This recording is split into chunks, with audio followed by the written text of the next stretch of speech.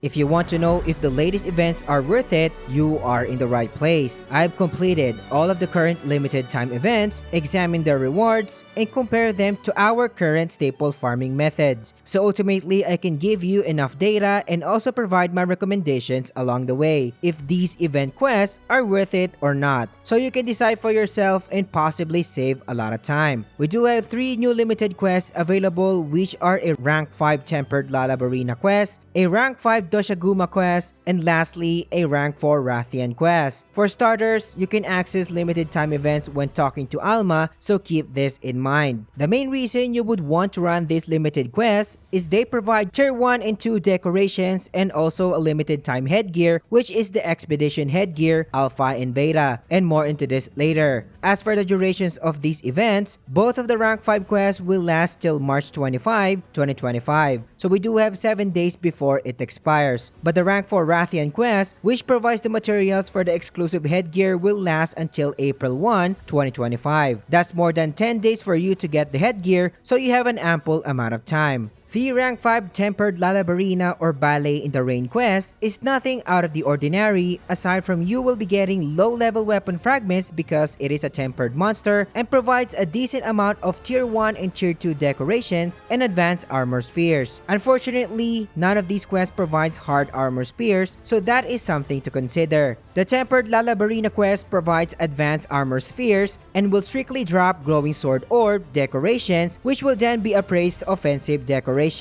During the course of my testing, my usual decorations gained per run is around 5 to 6 pieces of glowing sword. With a good endgame build, each solo fights usually last around 4 minutes and 4 minutes and 30 seconds. I'm not saying that this is the fastest clear time, but I believe that a lot of good players can take this quest down around 3 minutes. So if you can maintain a 4-minute clear time for each fight, you are expecting around 75 glowing sword orbs per hour. Of course, the number of tier 1 and tier 2 decorations varies a lot since the rewards are random. While the rank 5 Doshaguma quest will drop glowing orb armors with the same rates as per my testing. Expect around 4 to 6 pieces just like in the previous quest with a usual clear time of 7 minutes or more. Of course, yours can be faster, but it is clear to see that it is way longer compared to the Lalabarina, making things worse. Assuming you can take down each Doshaguma fight in around 7 minutes, you are expecting around 40 glowing orbs armor, which is a very underwhelming result.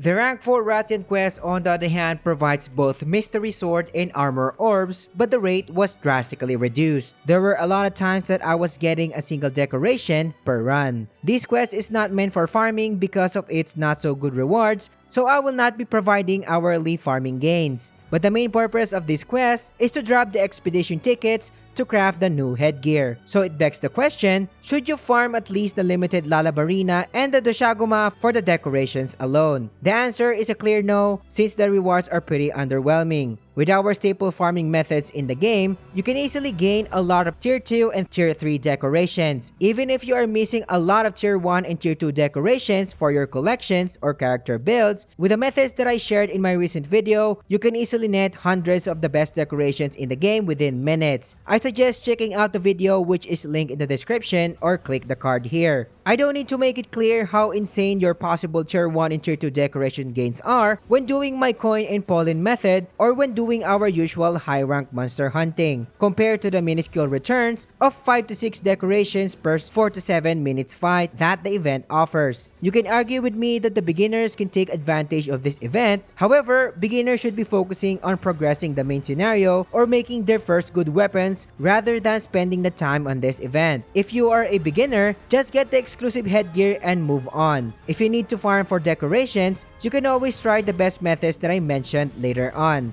If you are getting value out of this video so far, consider subscribing to the channel. Liking the video and engaging in the comments helps me a lot. Thank you for your support. Taking a closer look at the new headgear, which is the Expedition Headgear. You need to have 3 expedition tickets to craft this exclusive headgear, so expect to run the Rathian quest at least 3 times. The Expedition Headgear's added skill are level 1 Blight Resistance and level 1 Coalescence. As a fashion hunter myself, I believe many of you are as well, will find this headgear pretty okay but not too fancy. Don't get me wrong, a lot of you enjoy wearing gear with simple designs such as this, and I can imagine a lot of great combinations that will match such aesthetics. But the main issue with this one is when your character has a long hair, you will barely see this headgear. Although you can change your character's hair anytime, I can imagine a lot of you are wearing fancy helmets at this point. So do I think is it worth getting the Expedition Headgear? Other than collection purposes, I do honestly think that it will make any difference, at least in my opinion. But I want to know your thoughts about this headgear. Do you love it or hate it? Let me know in the comments. Overall, I think this is a pretty underwhelming event as a whole because no lucrative awards that we can sink our time on wisely. Ultimately, our staple farming methods in the game can still give the best gains, and I suggest sticking to the said methods if you want to spend your time in the best way possible. If you don't know what farming method I am talking about, this video will cover the best of the best methods when farming decorations and ancient weapon fragments in the fastest time possible. And I will catch you on the next one.